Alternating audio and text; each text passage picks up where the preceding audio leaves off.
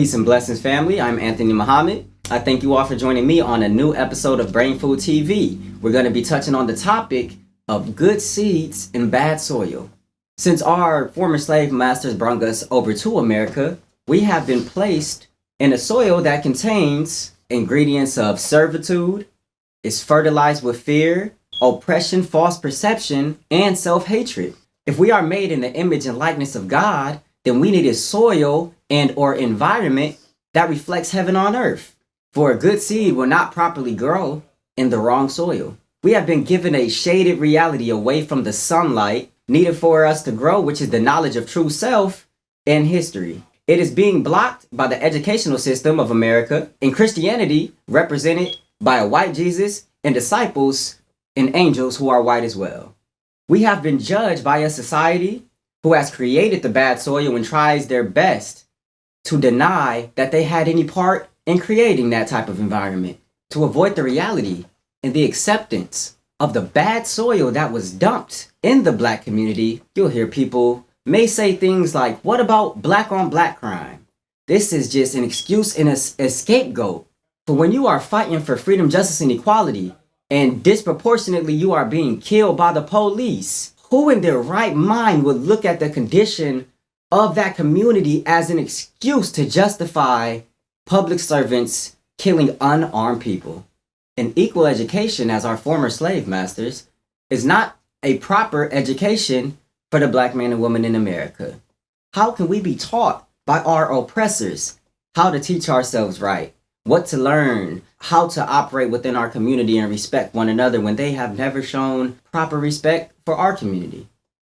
So what I'm saying is that our intentions are good, but you are asking a people that don't even have the knowledge of the light that we actually need to sustain our growth. That light is our knowledge and power. Without that, we cannot properly plan within our own communities, cannot be respectful to each other within our communities, and thus for we cannot go into other areas and communities and conduct business in the proper manner. Let's rise up intellectually. Let's unify mentally and financially. We are people motivated by self-interest, and if you are ego-driven, there will be a time where our people will weed you out of the whole, because we will be so in tune with the proper unity of the indigenous people of North America and all over the world. And you will be the only one pushing your personal agenda, still condemning others for what they do. And I don't think people really care about idolizing anybody anymore. So let's stop boasting ourselves. Let's boast within the knowledge that we have to affect others and bring others to the same knowledge. So it's not about our doctrine. We cannot indoctrinate our people into what we feel is a successful path and then condemn everything else going on, creating a hardened, hateful heart toward their own people. So I thank you all for joining me. That was really just explaining, our position with being the seed that is not placed in the right environment.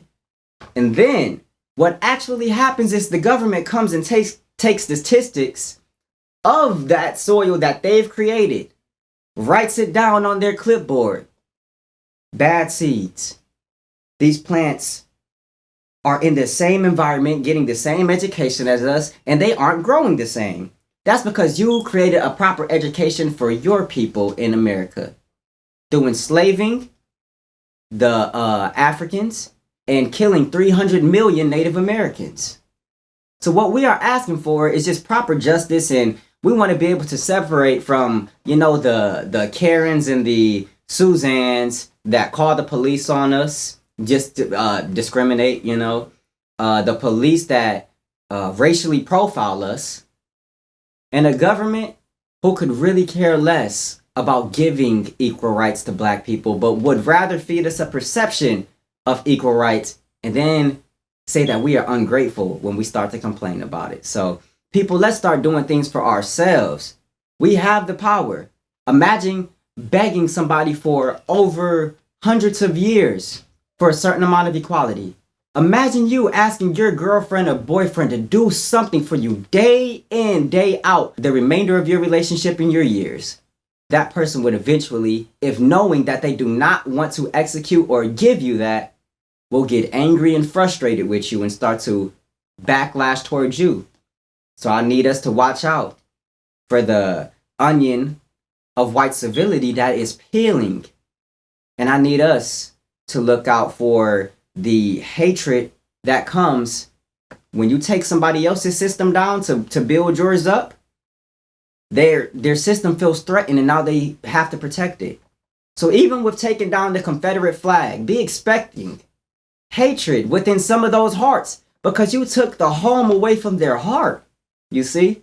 Even though we've seen it as a racist sign, some people seen it as being proud of it.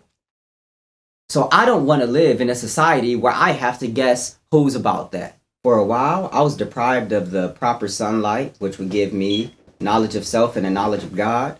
But in that, I found the teachings of the Most Honorable Elijah Muhammad under the leadership and guidance of the Honorable Minister Louis Farrakhan. What I am suggesting to people is that we pick up the teachings, the books, the lectures of the Most Honorable Elijah Muhammad and the Honorable Minister Louis Farrakhan, because I don't have any worry with understanding what's going on in the world right now. They have been teaching this since the 1930s. The Most Honorable Elijah Muhammad presented this to us in the 1930s. And the Honorable Minister Louis Farrakhan has been teaching us for 65 years. I can't have more understanding than what is presented to me. So I'm saying that this is the solution to our problems, this knowledge. The message to the black man in America, and our Savior has arrived. Because we have a man and the God that came to the black man and woman of America and told us that we, as the children of Israel, were under a strange land, under a strange people for 400 years, and that he came to free us with the knowledge that would set us free, as Jesus once said. So let's go. We have $1.3 trillion that we bring in a year. I can't stress it enough. It's enough to suffice for all of us. We don't need to ask our government for anything. So I thank you all for joining me on a new episode of Brain Food TV. This is Anthony Muhammad. I'll see you all soon. Peace and blessings.